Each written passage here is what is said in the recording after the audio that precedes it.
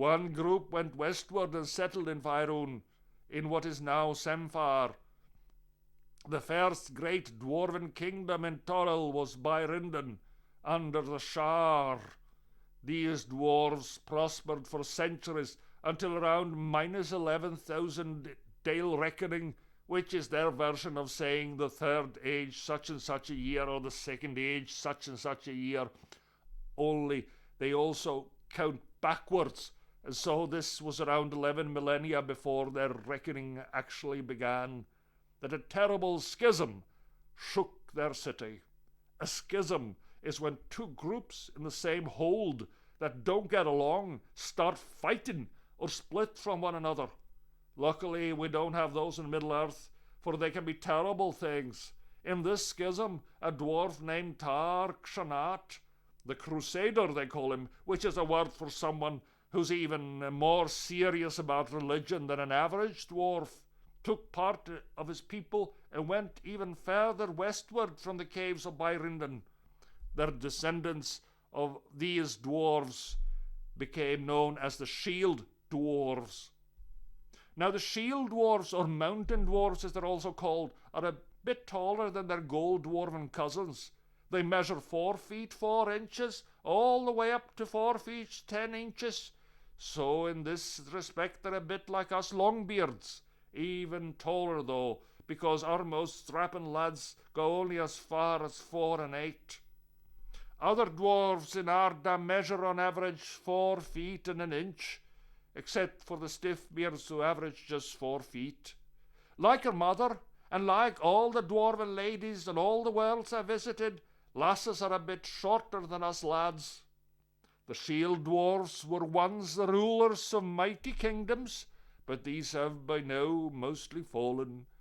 Their skin is fair or lightly tanned when living outside their mountain holes, and their eyes are most often green or silvery blue, and their hair and beards light brown or red, greying and whitening with age as it does for us Longbeards. They're often viewed as gruff or even cynical by the Akazad of Toril, but from having spent much time with them, I can safely say that this is because most Akazad of Toril, just like most Akazad of Arda, fail to get their sense of humour. Shield Dwarvish society is divided between the hidden and the wanderers, though this split has become less pronounced of late. The hidden stay within their mountain halls and try to barricade themselves there and stay away from outsiders as much as possible. The wanderers leave their homes and wander the surface, mixing with the Akazad and trying to understand their ways. Cousins and long-lost kin to the Shield Dwarves, the Gold Dwarves are shorter, around 4 feet flat like our stiff beards, and they look much like our Blacklocks. They have light brown or tan skin, and most often brown or hazel eyes, though a few rare individuals are green-eyed. Their hair and beards are black or medium to dark brown, which fade to light grey, but never pure white over time. Gold Dwarves are on Toril known to be more open and friendly than their Shield Dwarven cousins, but in many ways this is a ruse, as Gold Dwarves have a very set and traditional society. Everything from the cradle to the grave is determined by what clan and family they belong to. Yes, the Dwarves of Toril have clans too, though these generally live in the same hold and aren't as separated or like different races as ours. Your birth and parents determine how you grow up, your profession, to a much greater degree than for us, whom you marry and where your mortal remains are interred after you die. Their merchants travel the realms, as they call their world, and their craftsmen toil in their strongholds just as do ours. The Gold Dwarves are like our Hill Dwarves, because they often dwell in hills rather than mountains, and closer to the surface, much like our Iron Fists. Less well known and also less numerous are the Arctic Dwarves of Toril, in their own dialect of Torilian Dwarvish, the Inugakalikurit, who dwell in the great glacier in the northernmost reaches of the continent of Faerun. Like I said, they are much like our stiffbeards. Like the stiffbeards, Arctic dwarves have very little communication with the outside world. The Arctic dwarves were in fact, for the most part, unheard of in Toril until a group of them started settling in Elurwar around the mid-14th century according to the Dale reckoning. But Arctic dwarfs are very short, even by our dwarven standards.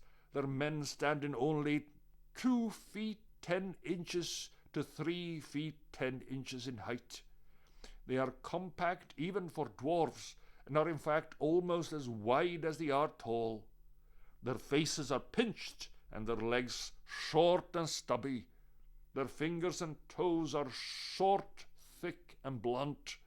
Their skin is really very pale, except for their faces, which have a deep tan from being out in the sun all day.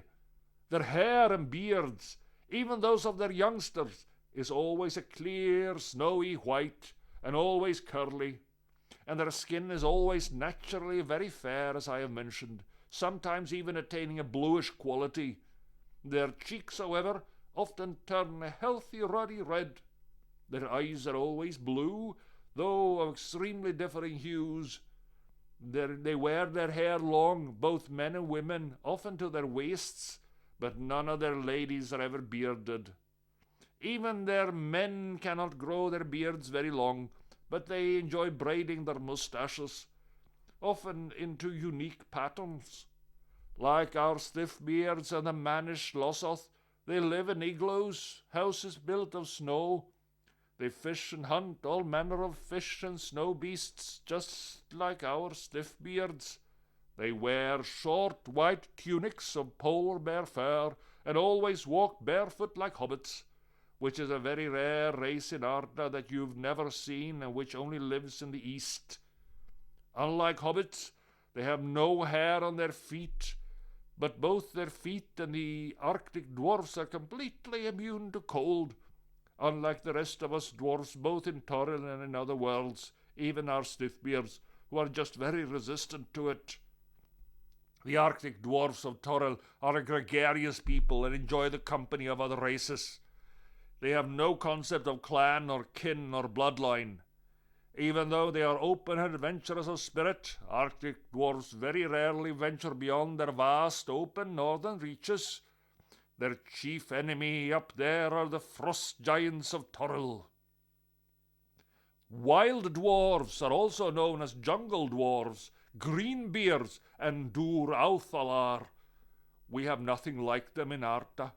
They dwell in the hot regions of the Chult jungle, Mire, and black jungles, as well as Winterglen and Gwynedd, which belong to the temperate zone. They are shorter than most dwarves in Toril, and all dwarves of Arda, ranging from 2 feet 10 inches to 3 feet 4 inches. Still, they are stout and muscular. They have an even greater resistance to heat than all the other dwarven races of which I know.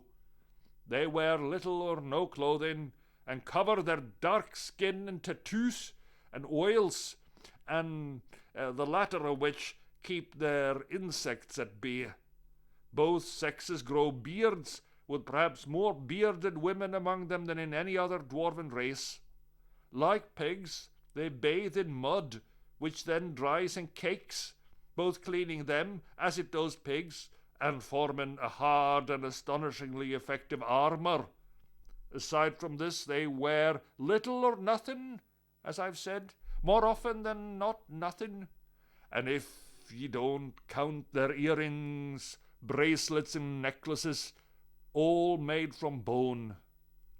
In fact, they have no smiths, nor any use of metalwork, and make all their tools and weapons out of wood, bone, and stone. As you can probably tell, these are among the strangest dwarves I've ever encountered.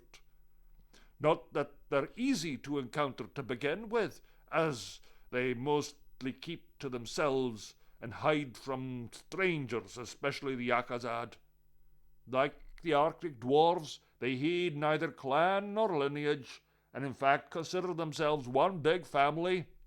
Dur-Authalar, which is their own name for themselves, actually means the extended family, which includes everyone in their race.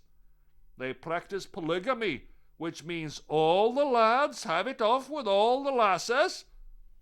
Ta! I know, son. This also means they often only know who their mothers are, and children are raised by the people as a whole. When they go hunting, and so smaller groups are called for, individual dwarves clump together in hunting parties which are only temporary. Wild dwarves respect their elders, but when a dwarf has grown so old he or she is no longer sound of body, that dwarf is often abandoned out in the woods and left to die. They say this is for the good of the people. They call those of them that plan hunts or war parties talkers, their champions, war leaders, veterans of their struggle for survival, bloods. And they have priests and shamans, which they call by these names. All these words they say in their own language, of course, which is a harsh, guttural tongue, very far removed from the dwarvish of the shield and gold dwarves. And that dwarvish is in fact very similar in sound and word to our Khuz'dul, which is not surprising, as their version of Mahal, Moradin, really is the same deity and devised their language for them as Mahal did for us. But this, their language, alas, the wild dwarves have debased, so that it now resembles more the language of the Woses, that race of men I have mentioned anon. Indeed, the wild dwarfs are not a civilized race, and build no permanent abodes in mountain, hill, or above ground, as men do. Life is harsh, struggle for survival constant, and death everywhere in those hot, unforgiving places.